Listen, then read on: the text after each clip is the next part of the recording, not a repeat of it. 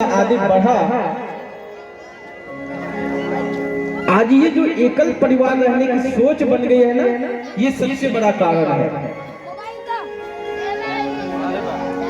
हम चाहते हैं कि हम मियाँ बीवी अकेले रहें, बच्चा रहेगा, क्यों घर में सास ससुर ननद आदि के भोजन बनाए, देवर का भोजन बनाए। अकेले ही मस्त है और अकेले तो रहना अच्छा लगता है। और उसमें भी कुछ कुछ तो ऐसा परिवार होता है कि बेचारा पति भी चला जाता है नौकरी करने, पत्नी भी चली जाती है और घर में छोटा बच्चा रहता है। एक दाई को लगा दिया गया, दाई आती है, बेचारी सफाई करती है बच्चे को। फिर थोड़ा बच्चा बड़ा हुआ तो मोबाइल का आजकल जमाना है, मोबाइल दे दो बच्चों को। अब बच्चे मोबाइल में अपना यूट्यूब खोला और नन्हे मुन्ने राजा आदि आदि देखने लगा। और आप सबको पता है इतना सब कुछ। अब उस मोबाइल में अच्छी अच्छी चीजों की जगह कुछ बुरे भी चीज आने लगते हैं, कुछ नग इसको देखेंगे। जिस तरह का आप चित्र देखेंगे आपके मन में, आपके चित्त में वो बैठता है। इसलिए हमारे यहाँ एक व्यवस्था दी गई है कि भद्रम कर्णे शृणुयाम देवा भद्रम पश्येत माक्षभिर्य जत्रः। यानी भद्रम कर्णे भी, कर्ण कहते हैं कान को, अच्छी चीजों को सुनो, अच्छी चीजों को देखो और अच्छी बातों को बोलो। क्योंकि जब आप अच्छी चीजों को देखेंगे, है ना, इसलिए हमारे यहाँ पहले देवी देवताओं का चित्र जो है वो लगाया जाता था घरों में। आज तो महाराज केवल हीरो हीरोइन का फोटो लगा होता है, मैं ज्यादातर देखता हूँ घरों में। और फिर सोचते हैं बच्चों से ये उपेक्षा रखते हैं कि शायद मेरा बच्चा राजा हरिश्चंद्र हो जाए। ये अपेक्षा आपकी कहां तक फलीभूत होगी।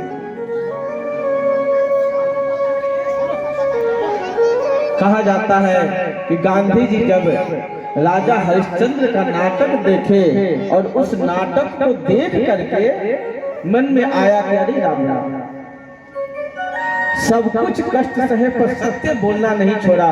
उन्होंने भी व्रत ले लिया कि मैं भी सच बोलूंगा। ये चित्र का प्रभाव चित्त पे होता है। इसलिए रहने की तो मन में हो गई कि हम अकेले रहें, पर रहते रहते परिणाम क्या हुआ अकेले रहते रहते कि बच्चा धीरे धीरे अलग मुड़ जाता है, उसका रास्ता अलग हो जाता है और वो संस्कारहीन हो जाता है। हमारे यहाँ इसलिए संस्कृति को सबसे ज्यादा जोड़ दिया गया परिवार में। आप एक साथ जब रहेंगे तो आप जिस बच्चे को दाई के ऊपर छोड़ के जा रहे हैं अथवा अपना काम करते समय बच्चों को मोबाइल में देते हैं कि लो चलो अब तुम टाइम पास करो, मैं अपना काम कर लूं, उतने देर में यदि आपकी सास हो, आपके ससुर हो अथवा आपके पिता हो, आपकी माता जी हो, उतने देर में बच्चों को खिलाएंगे तो बच्चों को कुछ अच्छा शिक्षा तो देंगे। हम लोग सुनते थे कि जब घरों में दादी दादाजी पुरानी पुरानी अच्छी अच्छी कहानियों को सुनाते थे और उसको सुना सुना करके फिर मन में एक अच्छा भाव भरते थे।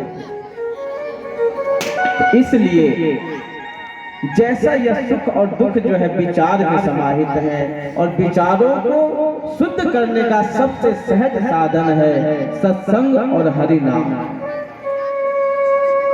तो मैं कह रहा था आप सबसे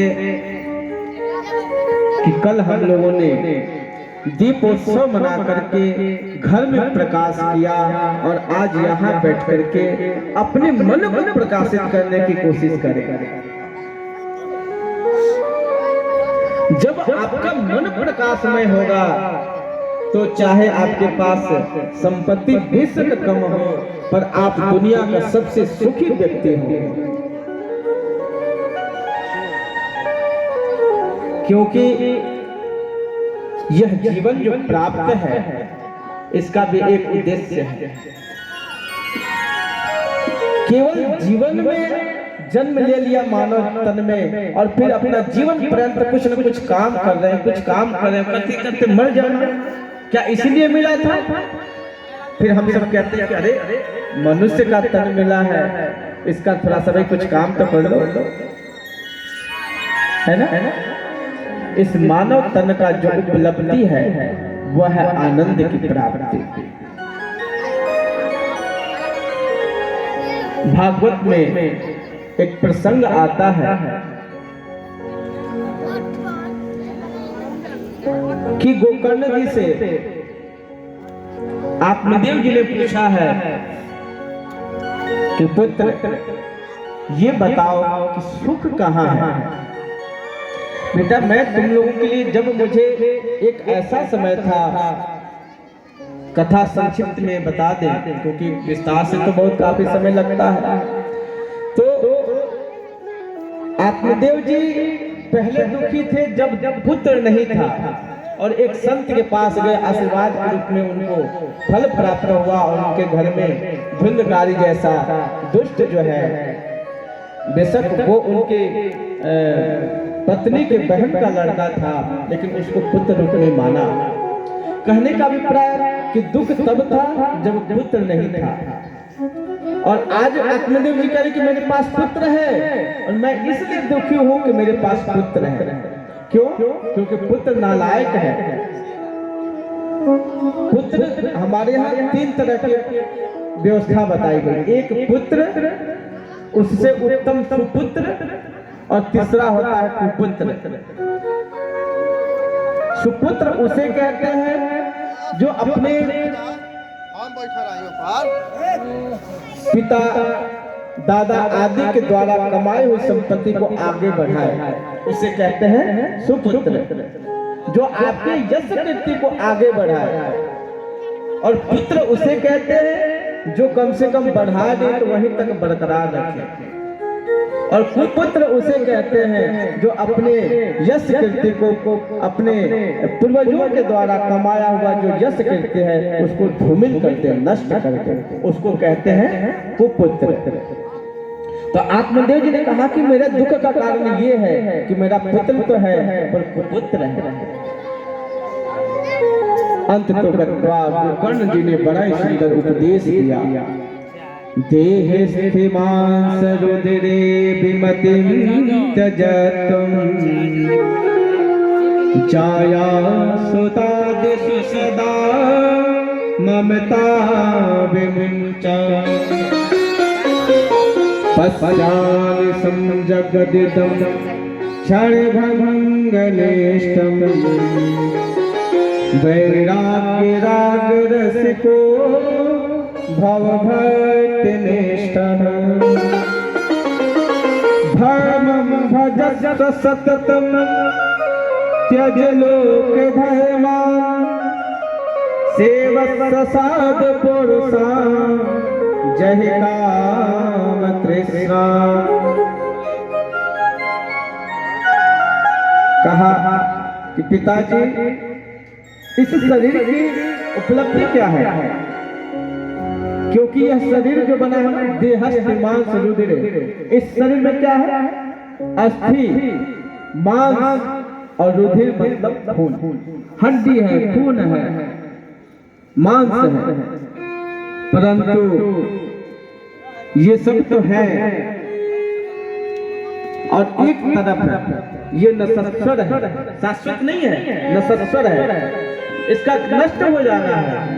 और सबसे बड़ा आश्चर्य तो ये है कि कब हो जाएगा इसका कुछ पता नहीं है।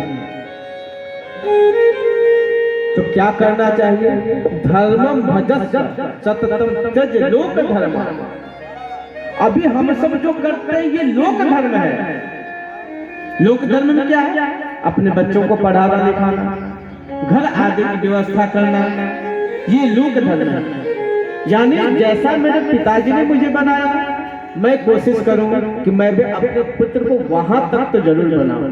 कोशिश तो करनी चाहिए उससे और आगे बढ़े, परंतु उतना न कर सके तो जरूर कम से कम ये कोशिश हो कि मैं लायक बना तो मैं भी अपने पुत्र को लायक बना। ये लोक धर्म है। परंतु परम धर्म क्या है?